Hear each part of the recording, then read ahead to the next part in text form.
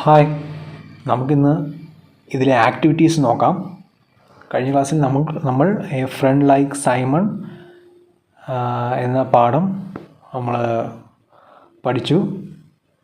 ഇനി ഈ ക്ലാസ്സിൽ നമ്മൾ അതിലെ ആക്ടിവിറ്റീസാണ് നോക്കാൻ പോകുന്നത്.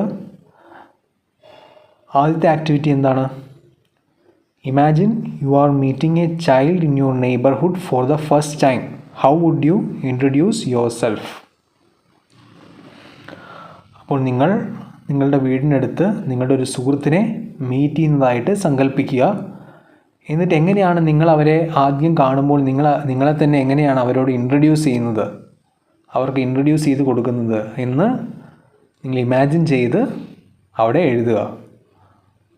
എങ്ങനെ എഴുതാം? Hi, I am Ravi. I am studying in standard 6 in Carmel school, Ottapalam. My parents are teachers. We live in CSM Nagar. May I know your name and where you study? ഇങ്ങനെ നമുക്ക് എഴുതാം. ഇനി അടുത്തത് activity 2. Mathew was talking about Simon to his friend Dolly. What might they talk about? Complete the conversation.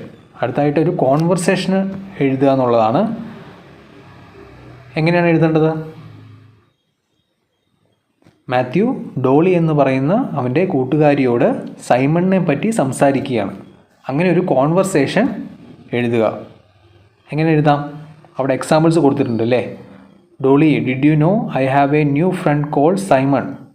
Oh really? How is he? Well, he is a little different. അപ്പോൾ Dolly ചോദിക്കുകയാണ്, how is he different? Mathew, he does not mingle with others. Dolly, I think he is an introvert. Matthew, but now he is getting better and sociable. Dolly, that's good news. Help him. അങ്ങനെ നമുക്കൊരു conversation എഴുതാം. ഇനി അടുത്തത് activity 3. A few events related to Simon are given below. Arrange them as they happened in the story. അപ്പോൾ നമ്മുടെ സ്റ്റോറിയിലെ കുറച്ച് events ആണ് താഴെ കൊടുത്തിരിക്കുന്നത്. പിക്ചേഴ്സ് കൊടുത്തിട്ടുണ്ട്. അത് നിങ്ങൾ അതിൻ്റെ ഓർഡറിൽ എങ്ങനെയൊക്കെയാണ് അത് സംഭവിച്ചത്, ഏത് ഓർഡറിലാണ് അത് സംഭവിച്ചത് എന്ന തരത്തിൽ അതിനെ അറേഞ്ച് ചെയ്യുക. അവിടെ മുകളിൽ കൊടുത്തിരിക്കുന്ന ഓരോ പിക്ചറിൻ്റെയും മുകളിൽ കൊടുത്തിരുന്ന സർക്കിളിൽ ആ ഓർഡർ എങ്ങനെയാണ്, ആ നമ്പർ അവിടെ എഴുതുക. ആദ്യത്തെ ഇവൻ്റ് ഏതാണ്? Sometimes Simon would get help with his work from a special teacher. അടുത്ത ഇവൻ്റ് ഏതാണ്? Simon always liked to arrange the books and pencils on his desk in the same way every day. അടുത്തത്, Simon shared his sandwiches with Matthew.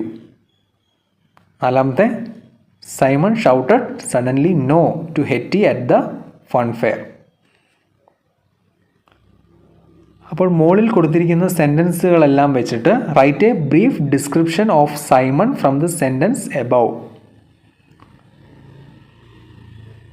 മുകളിൽ കൊടുത്തിരിക്കുന്ന സെൻറ്റൻസുകളെല്ലാം വെച്ചിട്ട് താഴെ സൈമണിനെ പറ്റിയൊരു ചെറിയ description എഴുതുക, ഒരു ചെറിയ വിവരണം എഴുതുക. എങ്ങനെ എഴുതാം? Simon was a little different. He did not mingle with others. He would get help with his work from a special teacher. Simon always liked to arrange the books and pencils on his desk in the same way every day. One day Simon shared his sandwiches with Matthew. Simon shouted suddenly no to Hetty when she tried to break the queue and get her ice cream before them at the fun fair. It showed Simon was a courageous boy. അങ്ങനെ നമുക്കൊരു ബ്രീഫായിട്ട് ഒരു description അവിടെ എഴുതാം. എല്ലാവരും activities നന്നായി ചെയ്യുക. എന്തെങ്കിലും doubt ഉണ്ടെങ്കിൽ വീഡിയോ വീണ്ടും കാണുക.